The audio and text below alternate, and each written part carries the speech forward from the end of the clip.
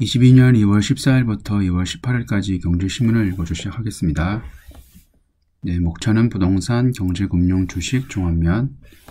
부동산부터 시작하면 도시형 생활주택, 오피스텔, 계약 포기 속출, 아파트 공급 부족의 대체재 부각, 지난해까지 수만 명 청약 몰려, 대출 규제 강화, 금리 상승 형향, 인천 지방 오피스텔 하락 전환, 전문가 심리 꺾여 예견된 수준.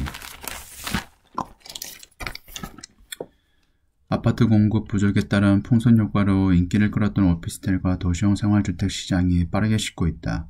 대출 규제 강화와 금리 인상, 집값 상승 피로감 등으로 주택 시장이 하락세로 접어들자 대체재인 오피스텔 등도 영향을 받은 것이다. 최근 오피스텔과 도시형 생활주택 면적 규제 등이 완화돼 이전 규제를 적용받는 상품의 선호도도 더 떨어질 것이라는 우려가 나온다. 경쟁률 높았지만 80% 미계약. 16일 한국부동산원 청약홈에 따르면 서울형 용산구에 공급되는 도시형 생활주택 DK 밸류뷰 용산은 오늘 24일부터 25일까지 잔여 물량 20가구에 대한 청약을 진행한다. 이 단지는 앞서 지난달 21일 총 24가구를 대상으로 시행한 청약에 700명 가까이 참여하며 평균 28.5대 1의 경쟁률을 기록했다. 하지만 당첨자 대부분이 계약을 고사하면서 청약 물량의 83.3%가 추가 청약에 나섰다. 네, 별내용 없고 오피스텔 하락 본격화. 지난해 아파트를 뛰어넘는 청약 경쟁률을 기록한 오피스텔 시장 역시 대출 규제 강화 등으로 분위기가 급변했다. 부동산원에 따르면 지난달 기준 서울 오피스텔 매매가 상승률은 0.11%로 지난해 11월 0.41%에 비해 크게 줄었다. 다 줄었다는 내용이네요. 한편 정부는 도심 내 주택 공급을 늘리기 위해 최근 순차적으로 오피스텔 난방 허용 면적을 전용 85제곱미터에서 120제곱미터와 그 다음에 도시형 생활주택 면적 50에서 60제곱미터 규제를 완화했다. 시장에선 규제 완화 전 분양한 상품 중심으로 미계약이 늘어날 것으로 예상하고 있다. 도시형 생활주택 같은 경우에는 저도 강남역 바로 인접한 강남 아르제인이라는 걸 한 3억 천에 매입을 했었는데요. 그거를 매입을 하고 바로 한 1년인가 2년 뒤에 바로 매도를 했어요. 3억 천에 매입을 하고 3억 2천에 매도를 하고 시세차는 1,000만원 정도 하고 월세는 1,000에 130인가 120 그때 받았거든요. 그래서 부동산 이런 취득세 다 공제하고 나니까 1년 좀 넘어가지고 한 순수익은 한 2천 떨어지더라고요. 그때는 대출 안 하고 했었는데 그게 도시형 생활주택 같은 경우는 이게 아파트랑 달라서 그 경우 강남 아르제인 같은 경우는 지금 다시 조회를 해봐도 한 5년이 지났는데 5년인가? 한 4년 정도 지났는데 지금도 3억 2천이더라고요. 다른 데 제가 구선역에 있는 아파트는 3억 3천4백에 샀었고 6억 3천에 팔았는데 그거는 한 3억 정도의 시세 차이가 났었는데 이거 같은 경우에는 도시형 생활주택이라 그런지 거의 시세 차이가 거의 지금은 안 나고 있습니다. 그러니까 시세 차익을 바란다면은 그래도 답은 아파트인 것 같습니다.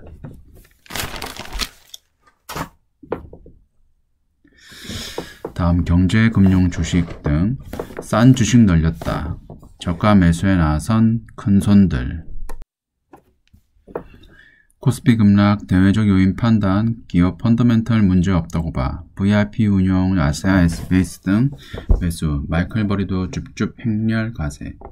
코스닥 기업 비치로셀 지분 확대, 외국인은 반도체 은행주 사들여.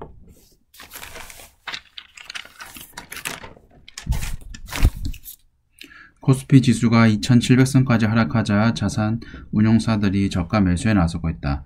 코스피 지수가 급락한 원인이 펀더멘털 훼손보다는 LG 에너지 솔루션 신규 성장, 우크라이나 전원 고주 등 대외적 요인에 있어서 있다는 판단했다.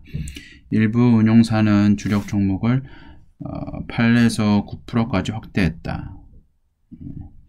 VIP 운용 같은 경우에는 태평양물산과 SBS, 아세아, KSS, 해운, 한라홀딩스를 신규 추적했다.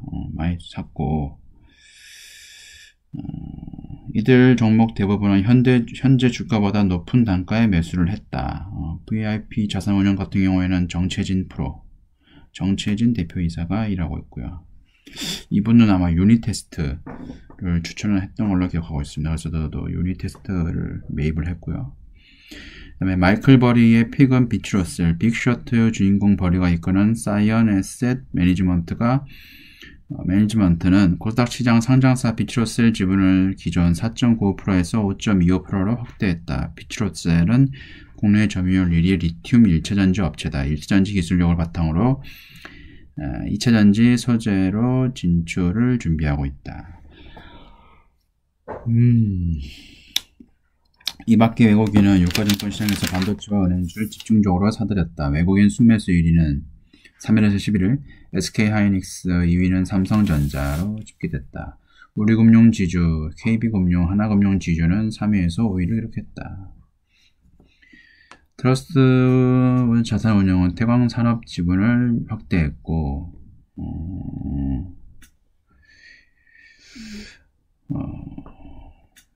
또 뭘 말해야 되나, 가치투자운용사인 한국투자밸류 자산운용은 테이펙스, 베어링 자산운용은 SFA 지분을 확대했다.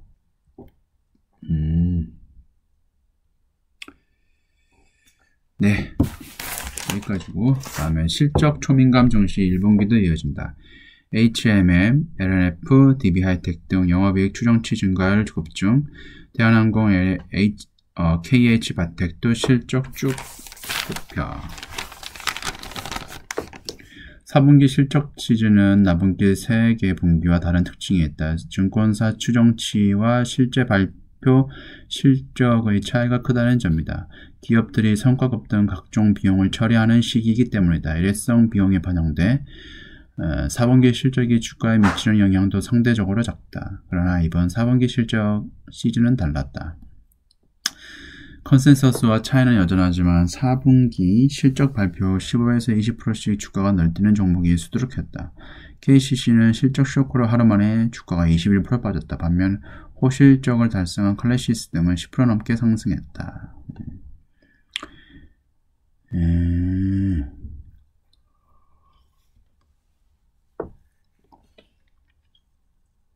미래에셋증권은 지난해 4분기 실적이 증권사 컨센서스보다 높게 나온 기업 중 올 1분기와 2022년 영업이익 컨센서스가 한 달 전 대비 상향된 기업에 관심을 가질 만하다고 밝혔다.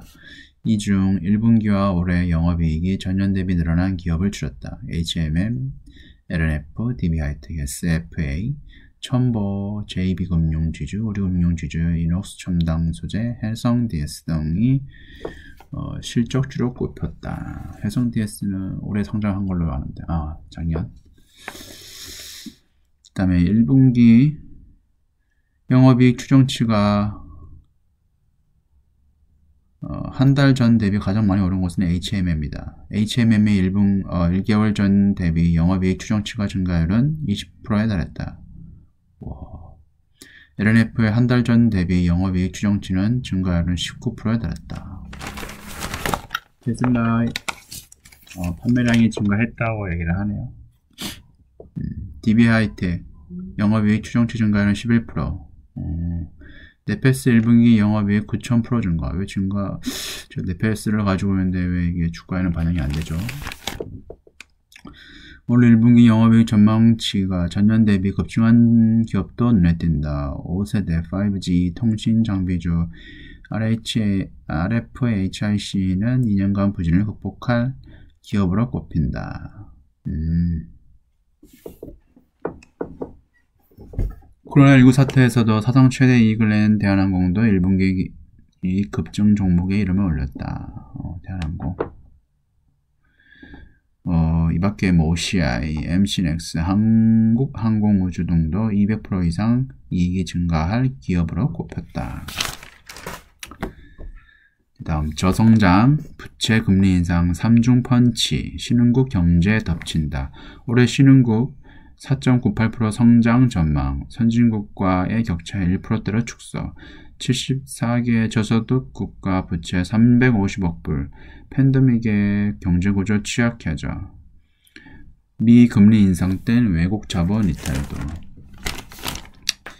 미국 금리가 인상을 하더라도 최근에 한 5번 금리 인상을 했었을 때도 주식은 결론적으로 한 6개월 정도 돼가지고 금리 인상을 한 다음에 올랐고요. 그 다음에 5번 중에 3번은 오히려 미국 시장보다 신흥국 시장이 더 좋았다고 합니다. 보통 저희가 상식적으로 생각을 하기를 만약에 미국 금리 인상이 되면은 달러가 강세가 되어서 미국 주식이 더 오를 것 같지만은 주식이 더 오르지 않아도 미국이 더 견딜 수 있다고 생각하지만 신흥국 주식이 안 좋고, 근데 오히려 지금까지의 경험상 5번 중에 3번은 신흥국 주식이 더 좋았다고 합니다. 금리 인상 때.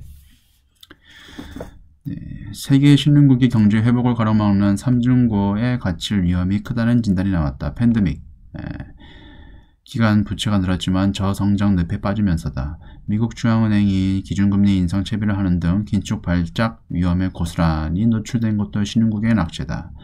코로나19가 신흥국 경제에 깊은 상처를 남길 수 있다는 전망이 제기된다. 선진국 신흥국 경제 성장 격차 좁아져. 국제통화기금 IMF에 따르면 올해 신흥국 경제 성장률 전망치는 4.98%다. 선진국의 경제 성장률 예상치는 이전보다 1.35포인트 낮은 3.63%다.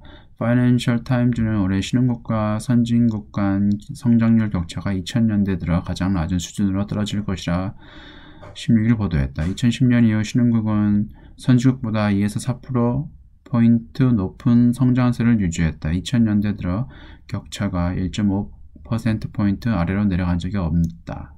투자 위험이 큰 신흥시장에 외국 자본이 몰렸던 것도 가파른 성장률 덕분이다. 성장세가 없다면 위험뿐이라고 했다. 데이비드 루빈 시티은행 신흥시장 책임자가 이렇게 얘기를 했고, 신흥국은 선진국보다 코로나19 백신 접종률이나 치료제 보급률이 낮다. 선진국은 팬데믹 위기가 벗어나고 있지만 신흥국은 여전히 팬데믹 경제에 회덕이고 있다. 내수 경제의 보탬이 되던 관광업도 재개 시점을 가늠하지 못하고 있다. 아르헨티나, 에콰도르 등 6개 나라는 팬데믹 기간 디폴트를 선언했다. 채무불이행. 세계 무역 성장세는 올해와 내년 급격히 둔화될 것이라는 전망이 많다. 코로나19 이후 반등한 소비 수요가 지난해를 정점으로 꺾이기 시작하면서다. 중국의 성장세가 멈춘 것도 신흥국의 낙제다. 페드의 금리 인상도 마찬가지다. 미국 금리가 오르면 신흥국 자산은 투자 매력이 떨어져 외국 자본이 빠져나갈 수 있다. 국제금융연구소에 따르면 중국을 제외한 신흥국 주식, 채권 시장에서 지난달 유출된 외환은 77억 달러다. 달러가 가치가 상승하면 달러 표시 채권을 상환하는 데 드는 비용이 늘어난다. 신흥국 화폐 가치가 떨어져 상품 대금을 달러로 받는 수출 기업의 이득이란 분석이 있지만 물류 등 공급망 비용도 함께 늘기 때문에 기업 부담이 더 증가한다는 지적이다. 모든 신흥국 경제 전망이 어두운 것은 아니란 분석도 있다. 브라질, 남아프리카 공화국, 인도 등은 환율 변동에 대응하기 위해 충분한 외화를 보유하고 있다. 경상수지 흑자를 기록하는 등 경제 체질을 바꿔 버튼을 힘도 키웠다. 신흥국 상당수는 페드보다 먼저 금리 인상이 났었다. 고금리의 물가가 안정된다면 투자 매력은 높아질 수 있다는 평가다. 네, 여기까지고요. 지금까지 시청해 주셔서 감사합니다.